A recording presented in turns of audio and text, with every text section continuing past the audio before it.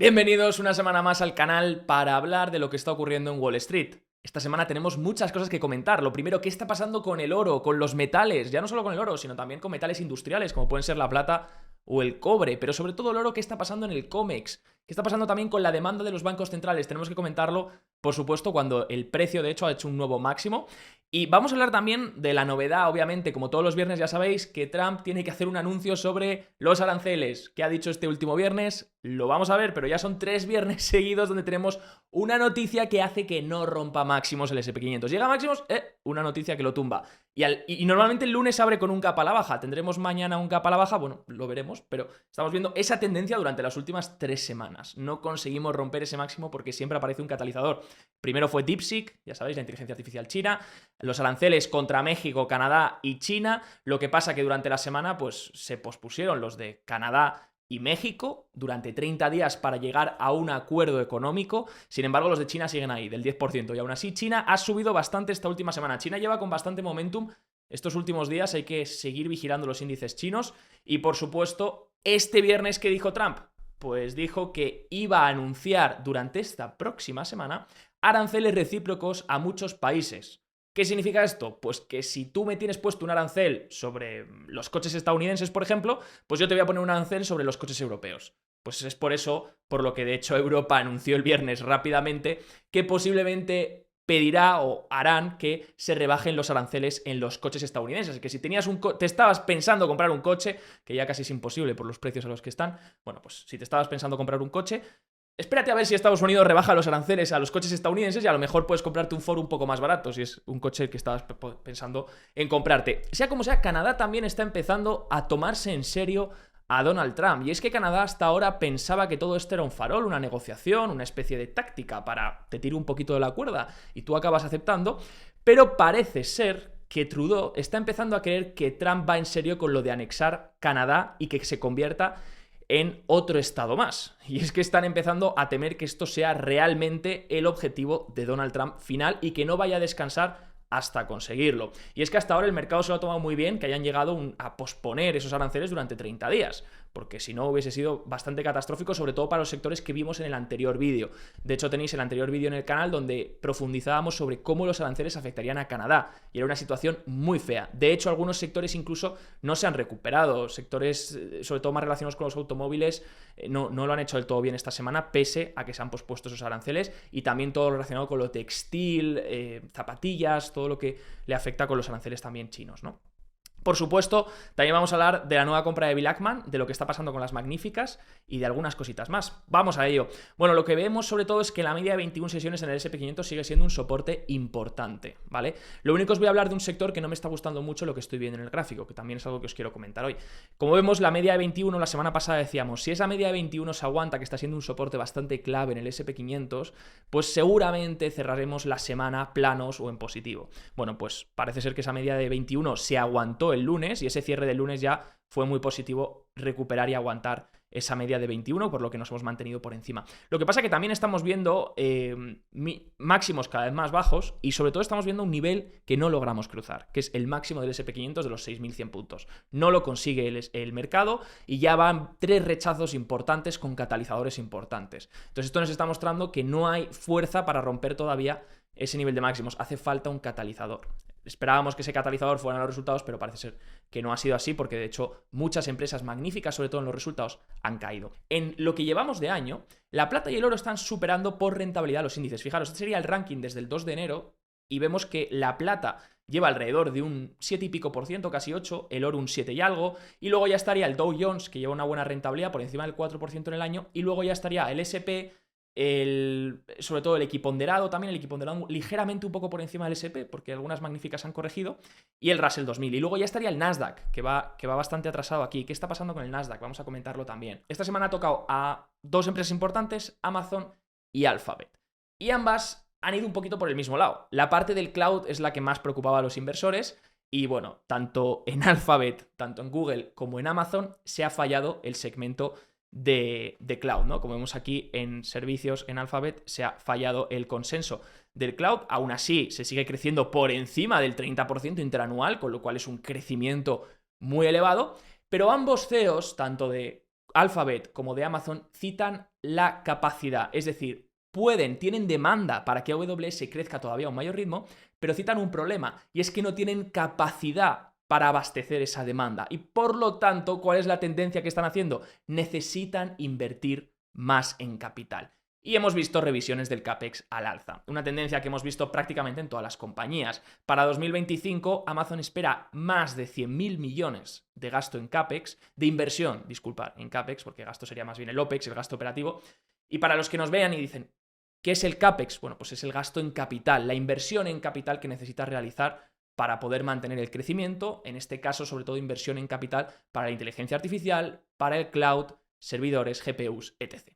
Entonces, estamos viendo que pese a lo que nos dijeron con DeepSeek, de que DeepSeek seguramente hacía reducir la intensidad, la necesidad de gasto en capital porque habría una ventana nueva a entender que no hacía falta tanto CAPEX, por ahora no parece ser el caso. Por ahora, lo que estamos viendo en estos resultados es que todas las magníficas, o la mayoría, han incrementado el CAPEX, incluido Meta, que presentó la semana anterior, lo que pasa que teníamos que comentar el tema aranceles y por eso no tuvimos tiempo, pero Meta también ha incrementado el CAPEX necesario. Entonces es una tendencia que obviamente no ha gustado mucho a los inversores. Además, en Alphabet obviamente falló las ventas y falló el segmento cloud, que era muy importante, y anunció un CAPEX más elevado.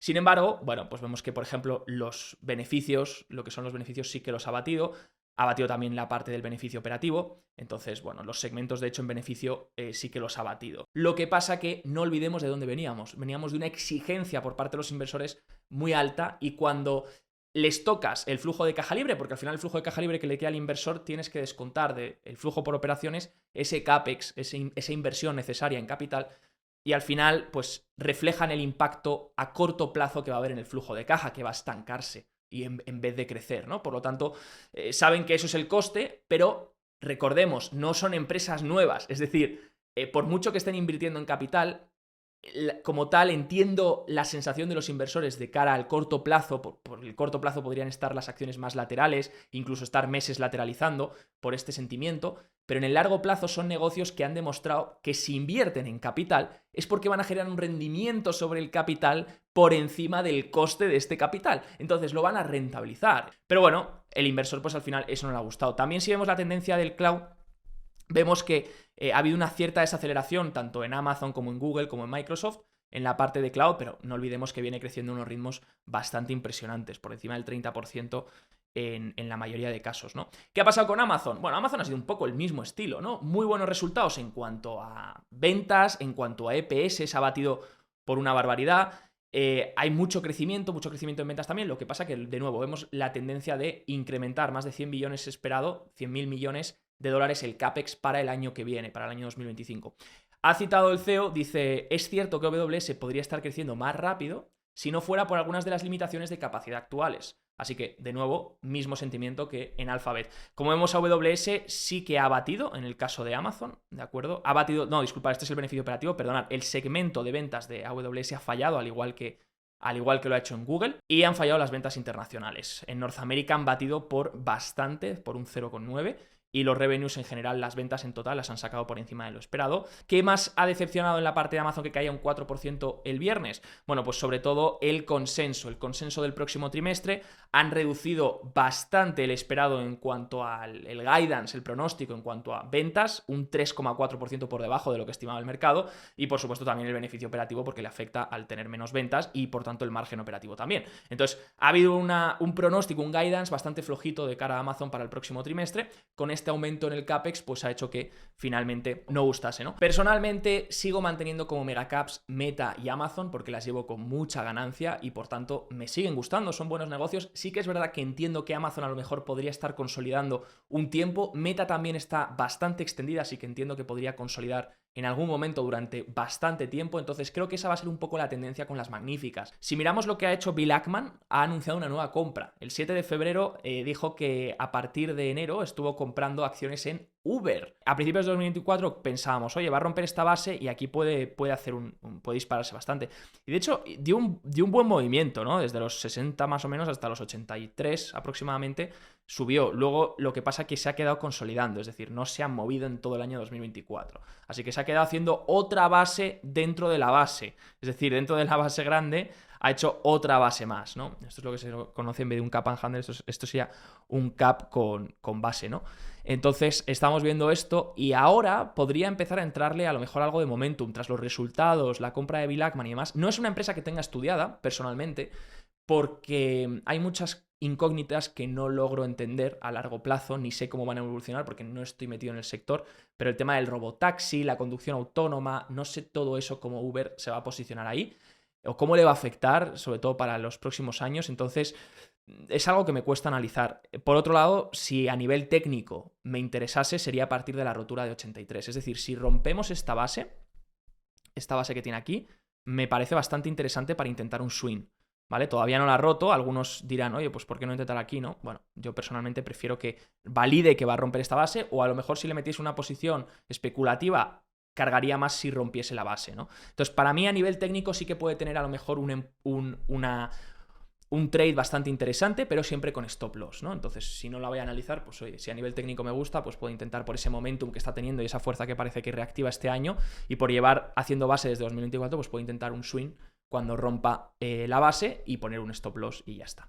Por otro lado, quiero hablar del oro. La demanda de oro por parte de los bancos centrales sigue siendo elevada. Se compartió hace poco el Global Gold Demand Trends, que básicamente es del World Gold Council, ¿vale?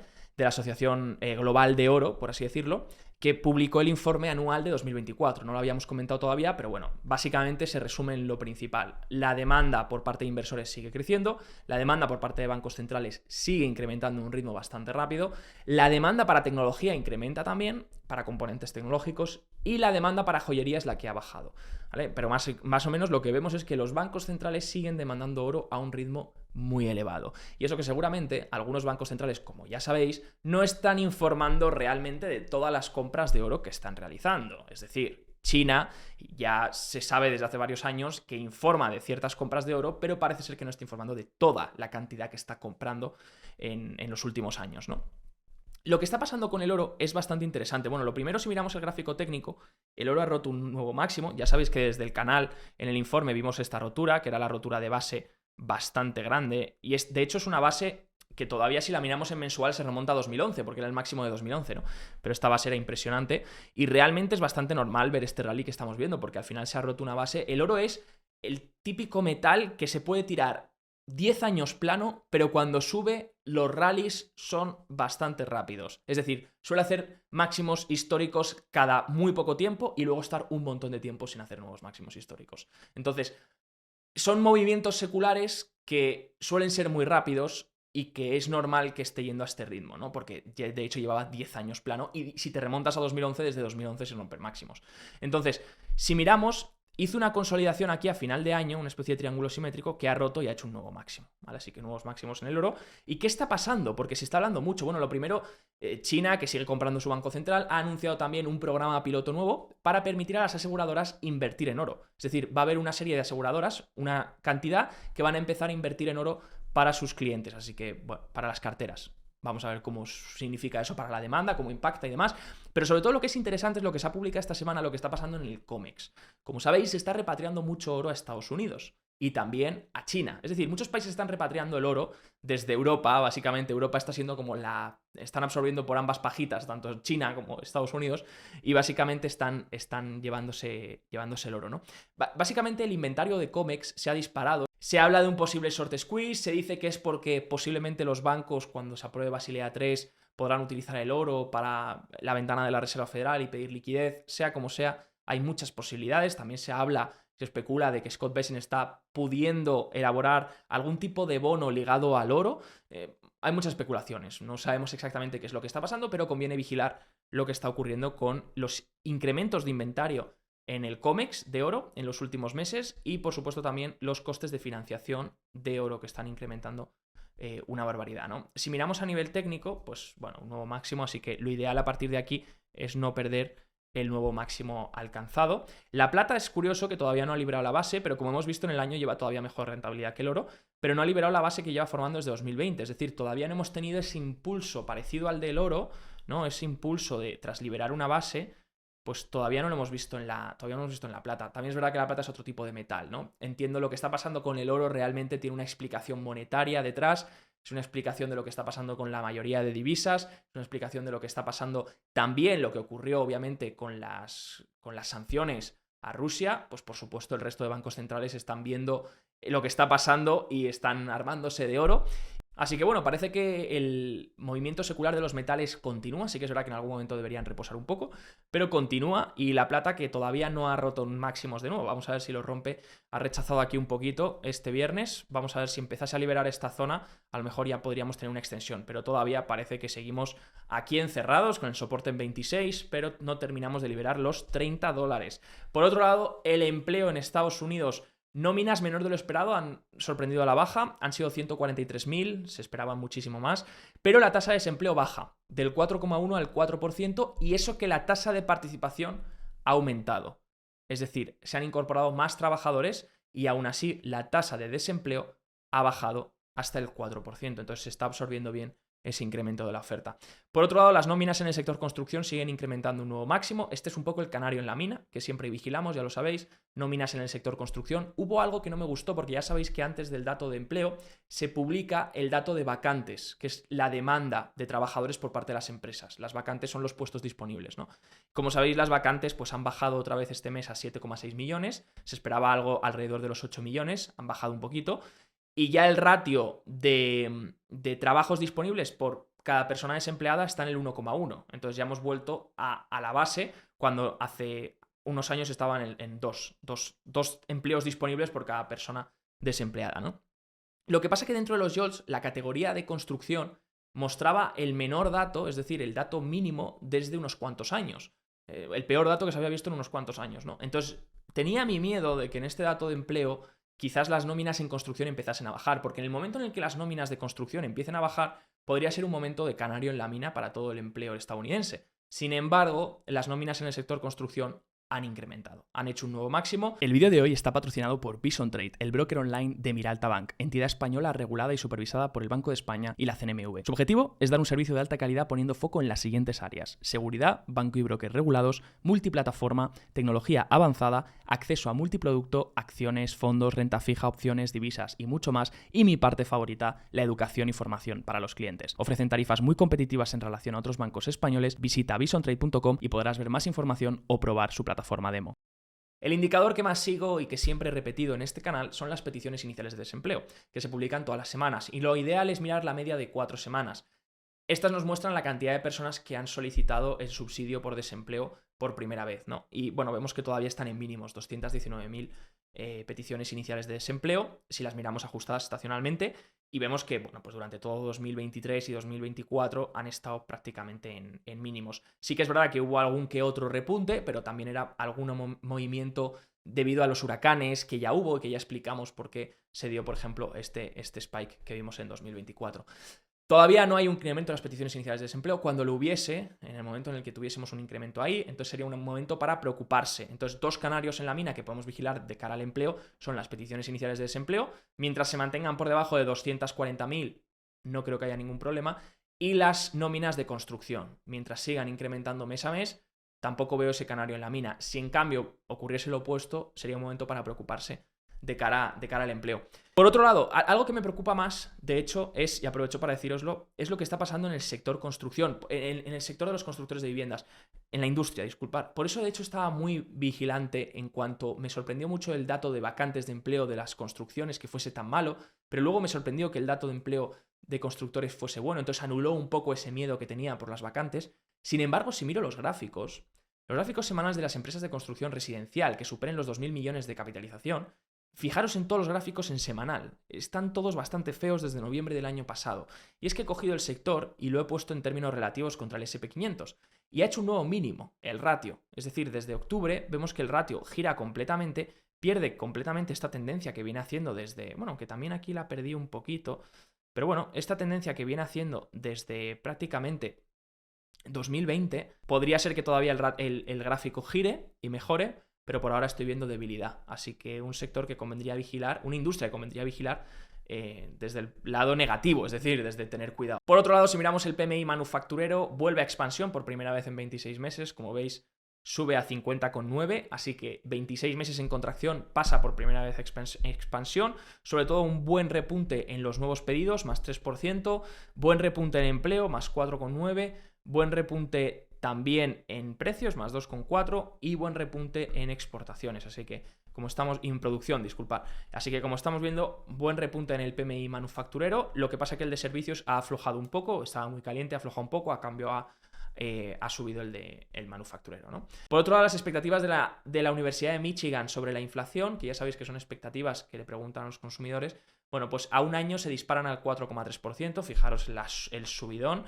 ¿Esto por qué puede ser? Bueno, puede ser por mil razones, ¿no? Puede ser por un sesgo muy político, se diferencia entre los republicanos, los demócratas, y se ve que sobre todo los demócratas son los que han movido ese dato de inflación.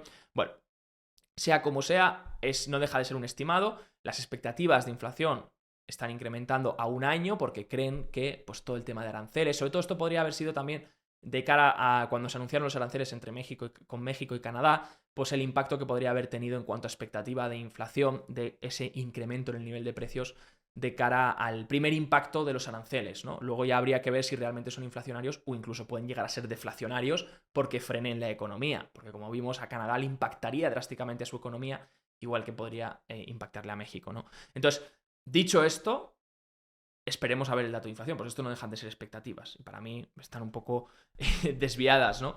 De cara a eso, sobre todo porque en el dato de inflación que tendremos esta semana, no olvidemos que la parte de vivienda sigue siendo un gran contribuidor de desinflación. Y sí que es verdad que ha habido algunas categorías de comida, por ejemplo, lo que está pasando con los huevos en Estados Unidos y demás, que seguramente inflen la categoría de comida en el CPI, pero no olvidemos que la categoría de vivienda seguramente siga desacelerando. Y si sigue desacelerando, porque de hecho viene atrasada y está empezando a desacelerar en los últimos meses, si sigue desacelerando al final, aunque haya otros componentes que repunten fuertemente, como puede ser la energía o puede ser la comida, pues no olvidemos que la vivienda tiene el 40% del dato del CPI o más, entonces un poco más creo. Entonces, bueno, pues tendría que hacer ese efecto lastre si todavía sigue desacelerando y de hecho eso es en lo que Powell está confiado y en su última reunión de la Fed dijo que espera que la vivienda siga generando un efecto desinflacionario y arrastrando el CPI.